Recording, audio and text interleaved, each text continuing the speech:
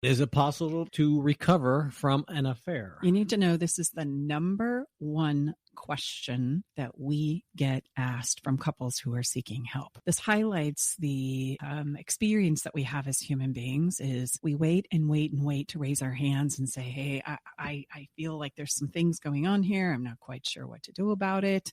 And affairs also, I want to just say, encompass a lot of experiences of betrayal. Hey, thanks for coming. Welcome to the Love Shack.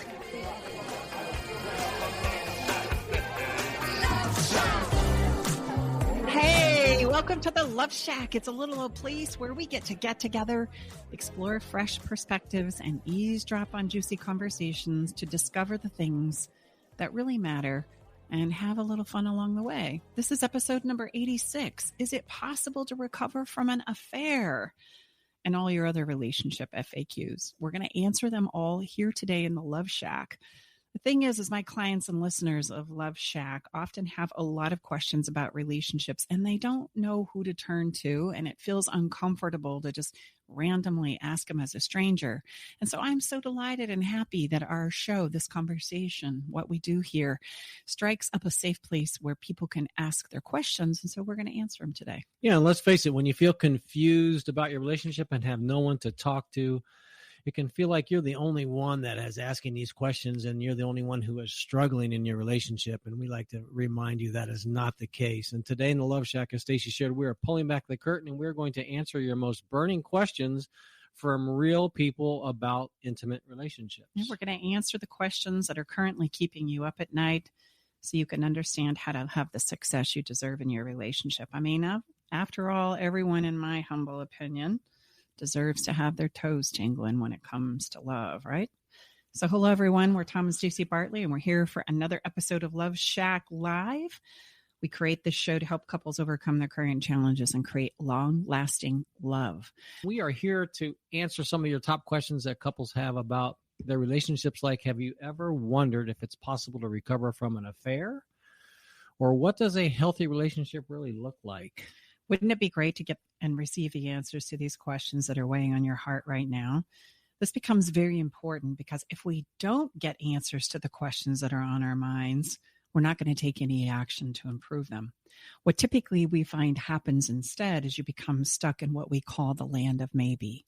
Maybe I'll stay, maybe I'll go, maybe this will work, maybe it won't. And truly you must know that this is an experience of hell on earth. And guessing answers will ensure that you're going to probably get it wrong the majority of the time. So we're going to give you some answers that you desperately need straight up right here today. So what's our first question, babe? Number one, is it possible to recover from an affair? You need to know this is the number one question that we get asked from couples who are seeking help. This highlights the experience that we have as human beings is we wait and wait and wait to raise our hands and say, hey, I feel like there's some things going on here. I'm not quite sure what to do about it. And affairs also, I want to just say, encompass a lot of experiences of betrayal.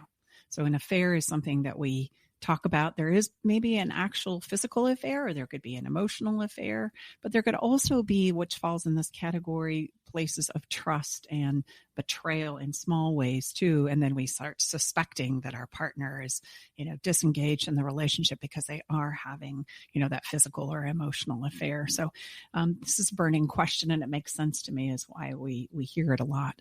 And the simple answer to this question is absolutely it's possible to recover from an affair. Oftentimes, this is a catalyst that finally gets us to go, hey, all right, enough is enough. Let's see if we can turn this around and get this working again, because I don't want to let go. We've got a lot of investment here, whether that's, money, time, kids, finances, etc. We put a lot into our relationships as human beings. And so it's normal and likely that we want to see if we can turn it around or if we can grow through this before we just end it. And I would encourage that to be the case, because if we just react to the experience of our partner having an affair, we're going to make some rash decisions immediately.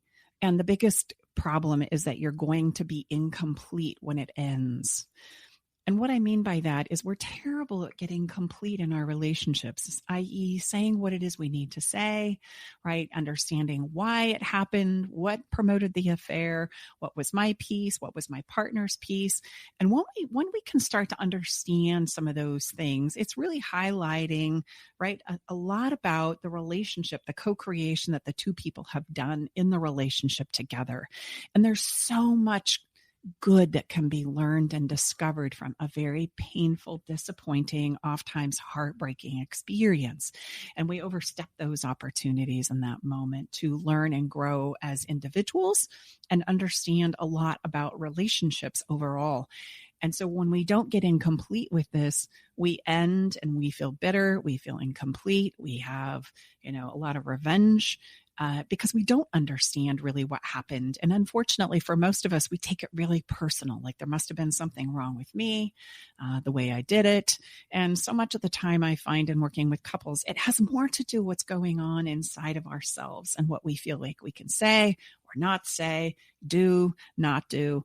And we make up a lot of stories in our minds about what's playing out and what's happening, and we build on that. So if you have two people that really want to understand and grow their relationship into something different, right? Crazy as this might sound, an affair can be the best thing that ever happened because it's finally the thing that got you to turn and face some of the challenges that, let's be honest, were probably brewing all along.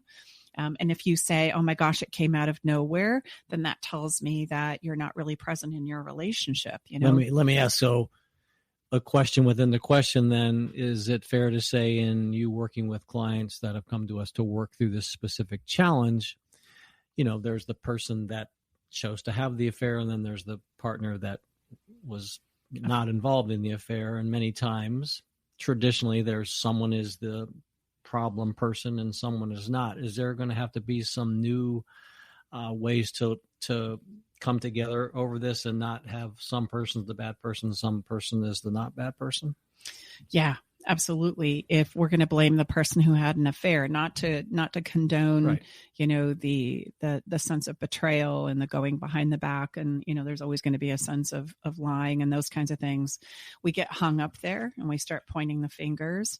But what you really want to find out and discover is what drove that behavior. What was going on that led you to believe that an affair was what you needed to cope and to exist. And oftentimes they happen without us really consciously choosing in. They're just kind of there. And in the moment I make a decision and then I roll with that as a human being. And this is the side of affairs that we don't typically talk about, babe, is if somebody's lying about having an affair, there is a piece where they're lying because they don't want to hurt you. They don't want to have the relationship end while they're trying to figure some things out. Now, writing both sides is destructive for them, is destructive for families and relationships overall. When the commitment is, right, we're going to be monogamous. That's an important piece as well. So if that's my commitment, then I'm violating the commitment. Who's going to pay the ultimate price for that is the person who's violating that commitment, right? They're going to carry their own package of blame and shame and disappointment within inside of themselves, as well as the effect that it's had on the people that they made this commitment to or broke this commitment with. And so we want to understand what was the breakdown in the relationship that drove the relationship to this point. And this is the place where oftentimes we all need to take a look at how we were showing up. And typically it's very normal for relationships to get to a place where it turns more logistics, meaning you take care of the kids, you drop them off at soccer, you pay the bills, I'll make meals, I do the laundry, etc. And we manage the logistics of our lives and our relationships, but the emotional sharing has gone. So when it feels like it's come out of left field, okay, that tells me that we've highlighted on the logistics of our relationship, and we thought that everything was going along just fine because, we take family vacation and you pay the bills and we show up for dinner and all of those normal traditional things are happening. But if we look a little closer, there's usually a lack of emotional sharing or connection that's missing in the relationship. And that can be for a number of reasons. And that's typically where the enticing idea of a relationship with outside of the commitment is lands in our lap, or we intentionally seek it, whatever it might be. But why is it being sought after is the thing that we want to explore. So absolutely, you can overcome affairs in your relationship. Absolutely. It takes two people to make that happen. Mm-hmm. I would ask you 3 questions to evaluate, that situation, and they are in priority of this order. Number 1, you just want it. You want it to work. Doesn't make any sense, but you want it to. Number 2, you got to be willing to work on letting the past go. And that might be a process in and of itself, but it's going to become an important piece. The affair can't be the benchmark of the relationship. We have to look forward and think about things that we want to learn and discover to make our relationship better and become better as human beings as we show up in this relationship. And number 3, you've got to learn some skills. You got to learn some new skills and understand relationships from a whole new perspective. And you've come as far probably as you can go with what you do know and how you've shown up at this point in time. And it's time to give it all an upgrade. It reminds me of a story of a wonderful client here years ago, Amy. She was devastated. Her husband was a marathon runner, and he had met somebody while running marathons, and they had this commonality. And Amy wasn't athletic at all. She wasn't something she was interested in. And I remember her just being devastated, as we are when such egregious forms of betrayal show up in our relationships and in our lives. And sometimes it's really, really courageous for us to finally turn and face it, right? And she said, I really want this. I really want this. I shouldn't, but I want it for me. I want it for my family. I want it for my kids. How am I going to turn this around? And I remember saying, okay, we worked together one-on-one for a minute, and then I empowered her to go and have a conversation with her husband, Tim. And Tim was very, very open to saving the relationship. He had basically stopped trying because he didn't think that he could ever recover from what had been done or his choices and his messy mistakes. And as they started to kind of put this back together, it was really cool because Amy started to run.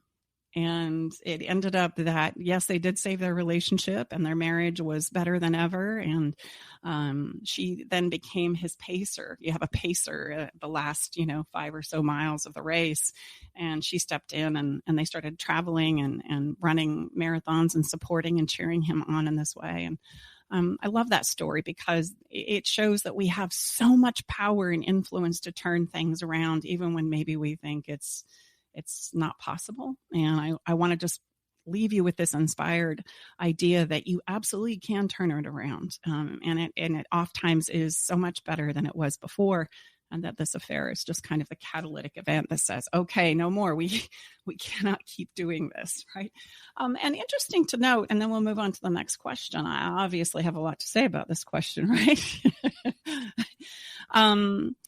Oftentimes people who are violating these commitments to the people that they love give themselves away. And I find that always fascinating that, the thing that we would call the soul or the intuition or the capacity to be all we can be oftentimes tells on us. We get caught, and that's a good thing because of those things play out year over year over year. It's it's the person that's breaking the commitment that pays the ultimate price in their mental health, in their physical health, etc. So that's a good thing to finally come clean with. Excellent. As you can tell, ladies and gentlemen, we could do a whole show on that particular question, yes, but we're going to move on because we have others. Number 2, my partner is always mean to me. What the heck should I do? Mm-hmm. What do you have to say about this? I would say number 1 is really, really do a self-examination of how are you showing up in the relationship. Well, people might say, now, wait a minute, I'm the one that's getting picked on. I know. How can that be? I know, because it's a counterintuitive. But again, just like trust, it's like other things. You don't demand trust, you demonstrate and extend trust, and then guess what happens? So as hard as that is for us to turn, just realize, ladies and gentlemen, we're not condoning what's happening here, but we're giving you answers that we know are effective and they will help because that's what we do. So first thing I would do is, rather than pointing the finger, is how am I showing up in my relationship? Am I giving it everything? Am I showing up in a way that I want that same type of behavior demonstrated back to me? And I would say, you did good. You did really good. A lot of pressure. Were you there. Nervous? Yes. Now, this is. I don't want to make light of this in any way, shape, or form. It comes about often because we can feel like we're doing everything we possibly can, and oftentimes this is a dynamic where I'm trying to please and I'm trying to do everything I can possibly do in order to get my needs met or to feel loved and accepted in this relationship. And what we don't realize is that oftentimes I'm not advocating for myself. I'm not good at establishing boundaries. I'm not good at saying, this isn't okay. I'm not going to allow this to go on. And so oftentimes this dynamic, which is why Tom said, look at yourself first. Oftentimes this dynamic is something that you're tolerating and putting up with. Not that you need to go to blows over it, but that there's a place of advocating for yourself. I'll just reveal a personal story here because I have lots of them. You know, I didn't just arrive here at sharing relationship help and support to couples. There's a lot of journeys that I lived personally, and I was very much in a what we would call abusive relationship, as a young mom with 5 kids. And I was not good at all at saying, and that's enough. And if I didn't know how to do it in a good way. And so it would turn into a full-on blowout, right? So it could be turned back on me very quickly that I was to blame for this. See, if you didn't push me to this place or you didn't cause me to feel the way that I feel, then I wouldn't have to do what I do to you. And let me just add, so that's a great, follow up on what I said. And I'm sure a lot of people say, oh, so I'm showing up and I need to just accept everything like it is now. No, that's exactly why I said showing up, just like Stacy said. Are we showing up and learning and understanding, how it is we're showing up, what it is we need? Again, it's up to us to teach our partner how to love us, so if you're being, your partner's treating you very, very mean, then obviously we've got to understand, it's 2 very, very dynamic humans involved in the soup, if you will, of the relationship. And so if it's not working for us, rather than the traditional ways of, accusation and somebody's wrong, somebody's right, it's not as simple as that. So I think that's just an important context and distinction there.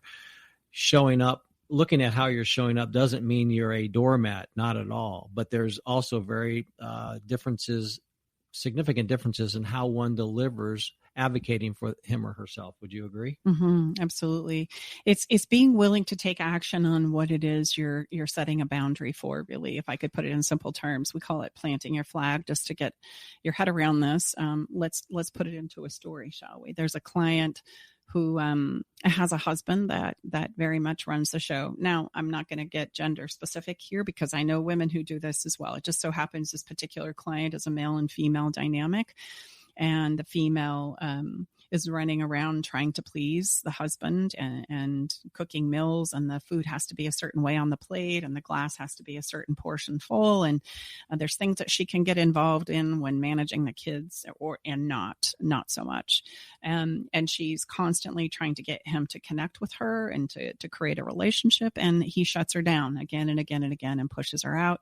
Basically, she feels like all she's good for is preparing meals, taking care of the kids where he deems necessary, and doing what it is he says. So that's a pretty egregious place where I get this question: what happens if my partner's mean?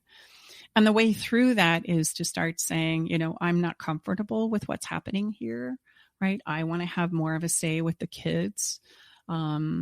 I think that we need to rediscuss or get some help and support about some of the things that are playing out here. And you may need to go and get help and support on your own.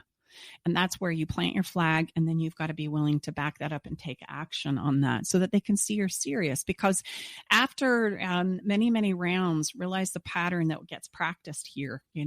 I do something, I find out that it's not okay. They become, very, very egregiously controlling, as we would say, through behavior, whether that's tone of voice or physical action or a combination of both. I shut down and I go along with. And so when I finally start setting boundaries and I mean it, they're going to think, yeah, no, whatever. Oh get back to, this dance we do in our relationship. You're not supposed to have any boundaries and tell me how this is going to go.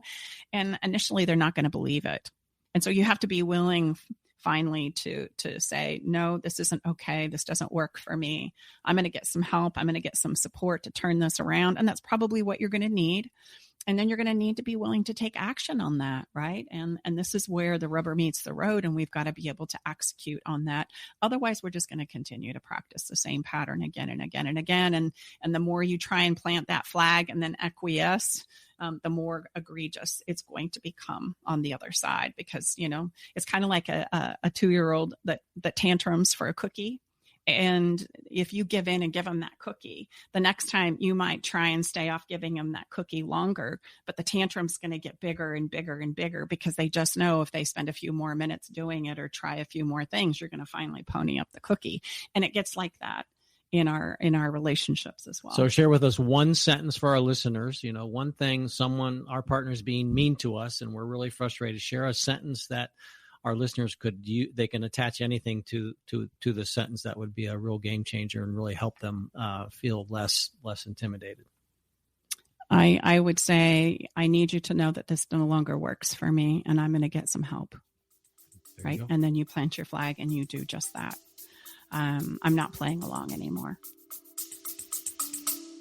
Stay with us. We'll be right back. Navigating the silent, complex moments of separation or your partner's need for space can feel like walking through a maze without a map. If this sounds familiar, know that you are not alone. This journey, filled with uncertainties and introspection, requires a gentle, understanding guide. Hey, I'm Brooke from Love Shack Live. We see you, and more importantly, we get it. That's why we created the Separation Support Bundle. A collection of resources designed to not just guide you through separation, but to offer comfort and clarity during these times. Our separation guide offers insights and support to help make sense of your emotions and the process of separation. And for those moments when words escape you, our guide on 10 texts to send when navigating space provides thoughtful prompts to help communicate with compassion. Plus, a soothing separation meditation to help ease the overwhelming moments. Because sometimes all we need is a starting point or a way to start feeling okay again. Remember, you don't have to journey through these complexities of separation alone. Our separation support bundle is here to accompany you, guiding you towards healing, understanding, and most importantly, the renewed sense of self.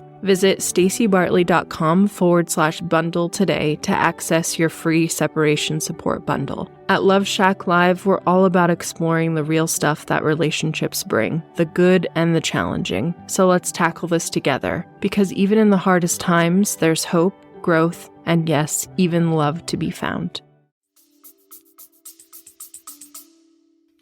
Number 3, how do you build trust in a relationship? Obviously, question number 1, when there's been an affair in a relationship, trust is a big one that has been severely broken. So how do you build trust in relationships? Hey, so this makes me immediately think of an episode that we did. I wish I knew the number of it. I apologize for not looking this up. We'll hook to it in the show notes. How about that? It's an episode all about betrayal, and trust is an interesting thing. I love to talk about trust because trust usually comes, or lack of trust usually comes from little teeny tiny egregious behaviors over time. And I keep, feeling dumped in the soup, like you don't get me, like you're dismissing me, like you're not there for me. I think in the Gottman Institute, there's not a lot of attunement. You're not attuning to my needs. You don't seem to really care about my needs. I feel like, you're just not there to support me. And I find that oftentimes the feeling like I can't trust you to be there comes because we did at one point in time feel like we were dumped in the soup. And that's why I want to immediately point you to that conversation that we had on betrayal. But let's break down trust just right now because of the question. You'll hear us say, and we've said it before many times on the show, that as human beings, we are mess-making machines. Like that is what we do best. We are messy, not intentionally. That's part of our human nature, in our plight of knowing what does work for us or how to do things and what doesn't. It's just important oftentimes for us to know what doesn't work as much as it is to know what does. And if that's the case, then as much as I love my partner, I am going to have experiences where I'm going to dump them in the soup, where I'm going to, be all upset about work, for example, and I'm supposed to swing by and pick up the chicken, and I get home and I forgot. And it wasn't because I didn't love you or didn't care about you, but that's on the receiving end where we typically go, right?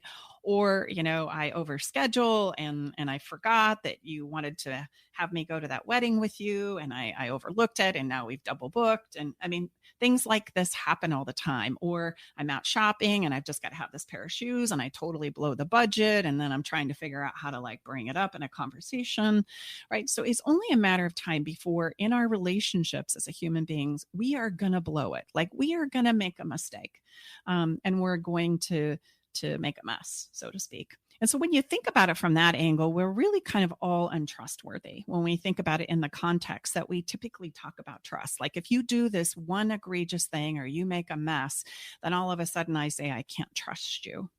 And so I want you to understand that, number one, we're all going to make a mess, even you, even me. There are going to be places where I make a mistake and I get it wrong, or I'm dealing with my own hot mess and I overlook some things that maybe I needed to be more attuned to, right, in our relationship. And boom, there it is. We have a problem. We have a mess that needs to be cleaned up and solved. Trust is something that we give. Trust is something that I give because I know that being in a relationship and co-creating with another human being is always a risk. And it's a risk I'm willing to take. So really, when I say, I don't trust you, I'm saying I'm not willing to risk with you anymore. That's scary for me. And I don't know how to go about doing this. As we would say, trust has been broken. But I really want you to see that trust is something I give. It's not something that I receive. And unfortunately, instead of just knowing how to clean up a mess, we get our partners jumping through hoops that they become exhausted with.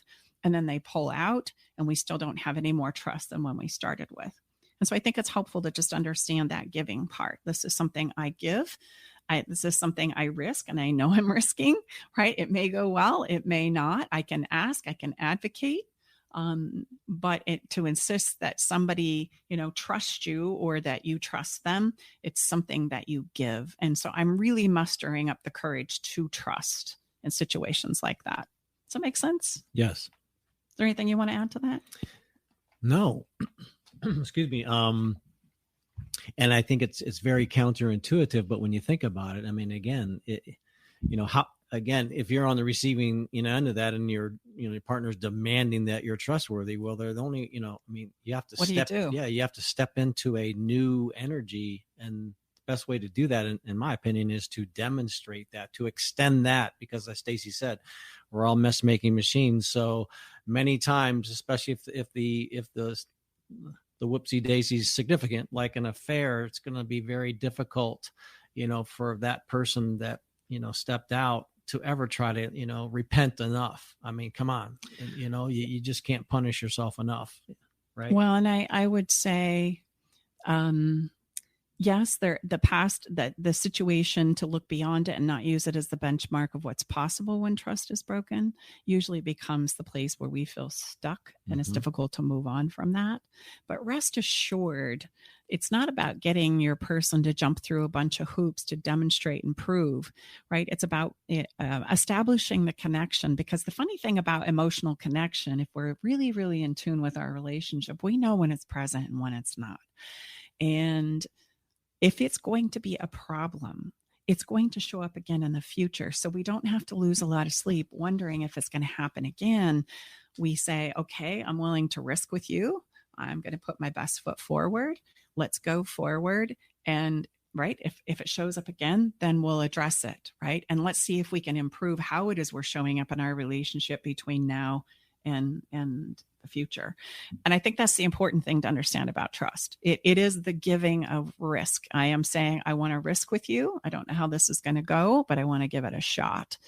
And if I say I don't trust you, then you're saying I'm not feeling comfortable to risk with you anymore, because it is something that I give into the relationship. And knowing that we're messy, we are going to mess it up. And I think, critically speaking, we just don't know how to clean up a mess. Sometimes the best way to demonstrate that you are sorry is to say so, right? And then to make an active attempt to, right, demonstrate that, as Tom had said, through being there, attuning, connecting, sharing. That's going to do way more for the relationship than any amount of hoops that, now you got to buy me these things, or now you always have to go with me here, or, I'm texting you 37 times a day to make sure that, you're still connected to me. And the list can go on, with the tracking devices and social media tracking accounts and all of the egregious behavior that we do to try and find some place of safety or confidence in the relationship again. Oftentimes now what steps out is me in forms of betrayal. Right now I'm making it up that because you had this mess that was made, I get to do these things on the backside that I know are not okay either. And then we're going to break down anyway. No, there's no winners there, as I like to say. So trust is absolutely something that's given. We had a very brave soul, and I so appreciate this. Send us a question via SpeakPipe. You can do this on our website as well. Anytime you have a question, we'll do more of these. Went to our website and asked us a question audio clip wise. So I want to give him a shout out and acknowledge him for sharing this question with all of us. And we're going to play it right now for you so you can hear it from the proverbial horse's mouth.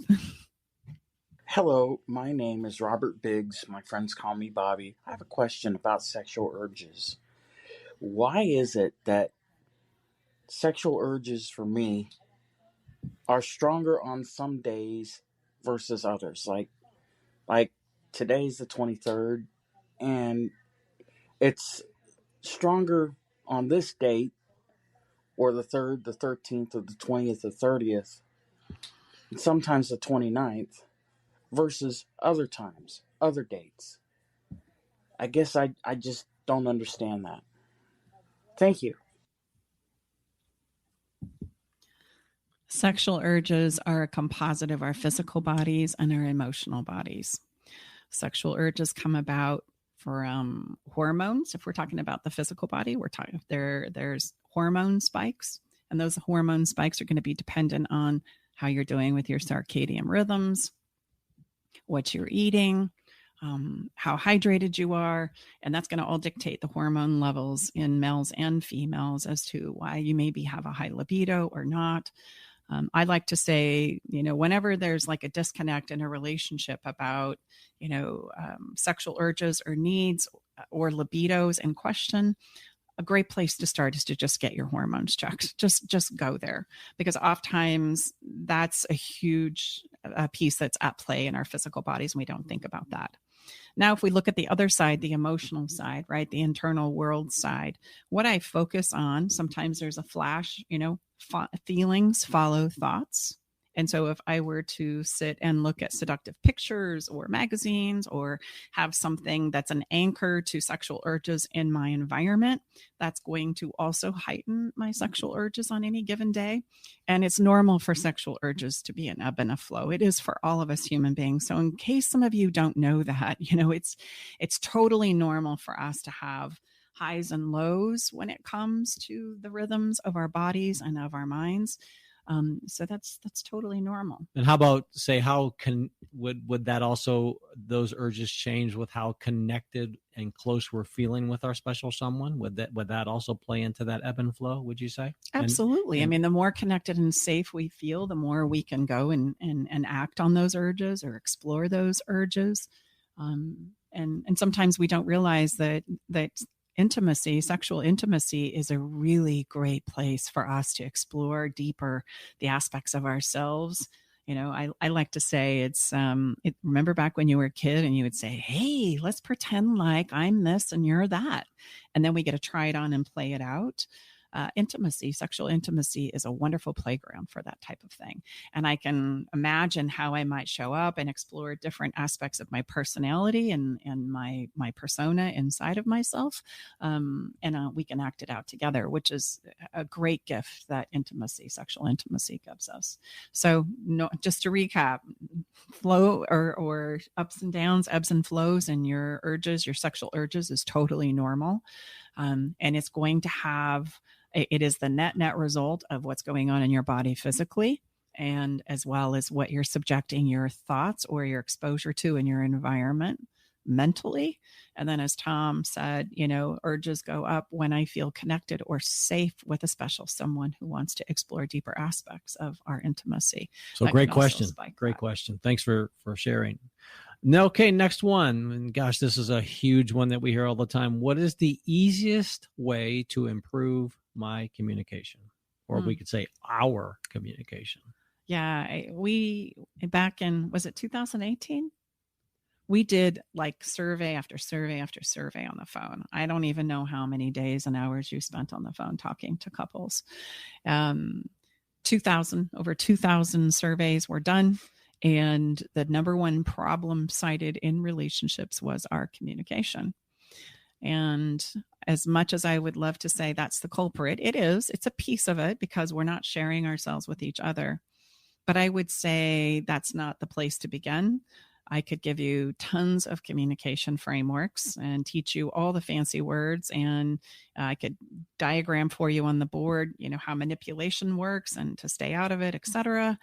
But when your emotional back gets pressed against the wall, I know you're probably going to go to two options. The first being control. We talked about that a little bit in this episode already, but I'm going to try and get pushy. I'm going to try and shut the conversation down. I'm going to try and be in charge or take control. And the other one is collapse, where I just say, do whatever you want. I give up. I throw my arms in the air. I'm checking out. I'm not present for the conversation. I'll let you talk all night long, but I'm really not hearing a word that you're saying. I mentally checked out and gone somewhere else. So until we can learn how to emotionally regulate ourselves in conversation, we will continue to do those two things. Therefore, our communication with our partners will break down and will be the thing that's sacrificed as a result. So this is why Tom and I are so passionate about teaching couples how to do emotional weightlifting. Like, it is the keystone and crux of being successful with any communication. And that is the place where we need to start, because it's going to be a place where only you can do the work that's necessary to emotionally regulate where you are inside of yourself. And oftentimes we're trying to put that burden on our partners who have no idea where you are and what you're feeling inside. So they're not going to be very good at helping you navigate that. We do like to blame them, but it doesn't take us very far. It'll take us to a fight, and then we recycle. Emotional push-ups also become our brake. If you'll think about it in communication, we have a gas pedal. It's like it's go time, and we're going to talk about this and we're going to work through it right now. So we have this incredible gas pedal that we push and we attempt to get through the challenges that ail us, but there's no brake pedal when all of a sudden the conversation and the communication is screaming out of control. And would you say in all of those responses, that we received and talked about, when people say, they acknowledge they're having a problem of communication, it's usually communication around these places of intensity that we've not, as a couple, been ever able to effectively talk about. For sure. Yes. They're going to be, there's 8 of them. I know that there's an episode we'll dig out for you in the show notes that talks about those 8 categories that are typically very highly charged as far as topics in our relationships. And before we want to step in and have those kinds of conversations, we need to be able to emotionally regulate my passion for it, right? Or my disappointment with it, etc. And so without that brake pedal, it's not really safe enough for a couple to start, taking on those 5,000 pound problems that have probably been lurking around for a long time. We have couples that come in that thank Yaha, shout out to all of you who have done premarital or thinking about doing, premarital before we start co-creating. You don't necessarily need to get married in order to get some help and support and make sure you're on good ground and to get the training and skills that you need to have these kinds of conversations, these critical 8 categories. And we have couples that have been together everything from a few months to 45 years, and I always think, gosh, 45 years of not feeling like you could communicate. You've built a life on those logistics, but now they're getting on in age and they want that emotional connection. And so at any age, at any time, at any point in your relationship, it's a great time to learn how to use a brake pedal. Otherwise, what we do is we fight, and it's uncannily precise and we keep thinking that we can go to a different place if we just pull out one more piece of evidence or collect a lot of opinions. Sally says so, my mom says so, the pastor says so, and to no avail. It never takes us to a different place. And so emotional weightlifting has absolutely got to be the first thing that you get good at before we can start teaching you communication. So would that be learning how to share what's going on inside of ourselves when we're feeling upset or triggered? Would that be an emotional push-up? An emotional push-up would be first step is taking responsibility for the way you feel and what goes on inside of you, and realize that's the only thing you have the power to control. And then there's a place where we've got to create some safety so that your partner has the same permission that you do to feel the way you feel and be where you are. And then there's a window that we teach of neutrality. And that window of neutrality is, tapping out, or shall we say pausing in the relationship long before you're like redlining into that survival mode of control or collapse. That I can disclose it when I start to see I'm spinning up or I'm bottoming out and I've checked out of the relationship. So much better for you to say, this is where I'm at. Let's come back around and take another crack at this, in 30 minutes or tomorrow over coffee or after we get the kids to bed, than it is to continue to just push the gas with no brake pedal. It's going to take us to the same place all the time. And as easy as that sounds, right, it's really difficult to implement and do because it does become sticky. We do think that we can just say that one more phrase or that one more piece of evidence and our partners are going to go, waha, voila, I see the light. Oh, you're so right. And it doesn't work like that. It won't work because we're talking about emotion, and emotion is oftentimes illogical. And it is what it is. You can't convince somebody that they're not having the emotional experience that they are, as much as we've tried and continue to try. So it's better to give it a space and then let's pause before it's redlining, right? Before we're saying things and doing things that we regret or that we don't mean because we're in survival mode. Survival mode of control and collapse. It just buys us time. It doesn't solve our problems. And oftentimes it can create problems. And so learning how to use this brake pedal is critically important. And then we can step in and learn some communication frameworks, right? And it doesn't matter if it takes 1 round, 10 rounds, 55 rounds. I just want to impress upon our listeners, we try and solve our life challenges, our relationship challenges in one conversation. And we force it typically. And that will never work, right? We suck all the safety out. And you're probably not going to get through it in one setting. It's probably going to be more like, 20. And better for us to come back around and do another round of emotional weightlifting in this area than to force or coerce, right, the relationship. The worst piece of advice that was ever given to couples back in the 80s and the 90s was never go to bed mad. Oh my goodness. Please go to bed mad, because if you're not going to go to bed mad, you're going to finally get into some form of manipulation because somebody's going to get tired and finally tap out. So it's just it's a race to how do I want to say that? I have several metaphors going off in my head, but it's kind of like, whoever can hang in there last will win. And that's a terrible way to solve our problems. Everybody feels negated and unsafe in those kinds of contexts and situations. Okay. Give us a Cliff Notes answer to this question. What does a healthy relationship look like? A healthy relationship looks like permission. And I love that word. To me, permission is unconditional love. It's not the sacrifice of self and substance. It's the permission for me to be where I am and feel the way I feel. And for you to have that gift given to your partner as well, that they too can be in some difficult places and feel the way that they feel as well. The cardinal rule is I just don't get to take my emotional pain out on my partner. Like that's where the line is drawn. Don't you always say, in your humble opinion, unconditional love is permission and safety? Absolutely. Well, it's permission, and permission creates a safe place where we can bring to the table anything. And in this place, we can get through anything. Aside from that, a great relationship is great because it works for the 2 or more people in it. I mean, it's your decision to create this relationship. There's a DIY love and relationship because as people, we're all unique. We're all different. We're all in different places of the life journey. We come from different backgrounds. And it's okay for us to create a relationship and a space with permission and safety that works for the two of us in that relationship. And a relationship that works for me may not work for you, but the underpin of all of it is that safety to bring what I need to the table. And I don't allow myself to take my pain out on you. I can talk about it, but that's very different than taking it out on you, making you pay for it, punishing you, expecting you to fix what's going on inside of me. And those are all frameworks that we teach. It's important for us to get to know our movie internally, our internal movie, and to be able to translate what it is you're experiencing, your thoughts, feelings, and emotions into a language that first you can understand.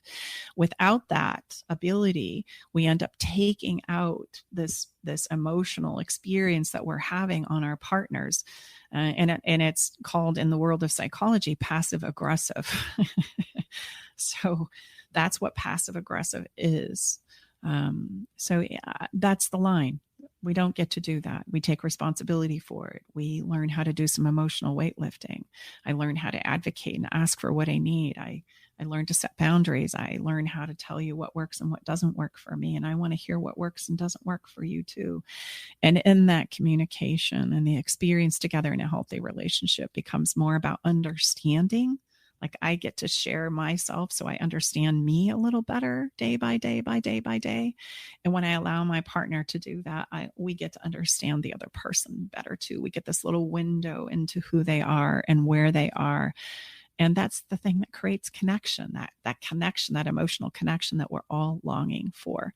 So that would be what I would paint as a picture for healthy relationships. Great place to pause right there. We didn't get through all of our questions. If you have questions that you'd like us to answer, please go to our website and share it, and we will have another episode just like that. So as we step into landing this episode, we always, as you know, like to have a song that correlates to the topic that we've been talking about. And I was so delighted when I found a song by Side A. And the title of the song, Kid You Not, is So Many Questions. And then the song delighted me even further because it goes in to say, there's so many questions that come up in our relationships. It's such a personal journey, so many questions and so few answers. And when we're struggling in our relationships, that very much can oftentimes, I remember that feeling myself, feel the way that it is. There's so many questions that I can't seem to solve or to understand. And the song beautifully says that and really touched me. So I encourage you to take a listen on our Spotify playlist. You can access that playlist from our website. And we have a song for each and every episode that we've ever done, going way back now, like 85. This is number 86. And, I just had this thought, in as far as frequently asked questions and where does one go when they have these pressing questions in their relationship. And many times we go to our, most inner circle if we have that trust with that, special person or persons. And that's fine. But what we like to remind people is those people that you're asking that question, they love you. Okay. So meaning, you say, well, Tom, yeah, no kidding. What's your point? My point is when someone loves you, in all fairness, they probably don't always have the best ability to be truly objective, meaning no matter how thin we slice it, there's always two sides to the story. There's always going to be two sides to that question. So I'm not saying don't go to the, people that you love for answers, but you just have to be careful because they don't have the ability, they don't have the training, they've not spent time being objective and impartial and really serving the whole. Yeah. Usually that causes the element in families to choose sides instead of solve problems because they're going to advocate for you. You would be brokenhearted, let's be honest, if they didn't. Right. You're expecting them to. And we do reach for those places and people in our lives because we feel safe with them. But unfortunately, they're very biased because they do love you and care about you. And that's where somebody outside of the situation that can look at the whole picture and have some objectivity, and not only some objectivity, but some ability to teach and help you understand what's happening and how it's playing out better, and to give you some tools and some skills that you can practice and implement into your relationship will take you much further than just getting another person's perspective. And no matter how it goes, when people work with us, the only place Stacy and I take a position is how it goes or how it needs to go is to go well. Because if you have any time, in history with a a special someone, and then there's some children involved, and grandchildren, and other complexities. In the absence of it not going well, I can assure you it's going to be very, very difficult and very, very impactful for multi-generations. Mm-hmm. So it needs to go well. Yeah, it does. And we can do better at this relationship Absolutely. if we can. Well, that's it for this week episode. Thank you so much to you, our listeners, for being here with us. And gosh, if this episode would serve a friend, wink, wink, we encourage you to pass it along. These questions, again, are frequently asked questions that we get a lot. So if you have somebody that you feel like it would benefit from it, share it, pass it along. Yeah, and if you want to know how we work with people, just go to our website, especially if you go to the Work With Me page, Work With Me tab. It will give you a very, very comprehensive overview of how we work with our clients. Yeah, come on back next week and join us for another episode of Love Shack Live. It's been a pleasure to be here with you. We look forward to doing it all again next week. Until we see you again. Bye-bye.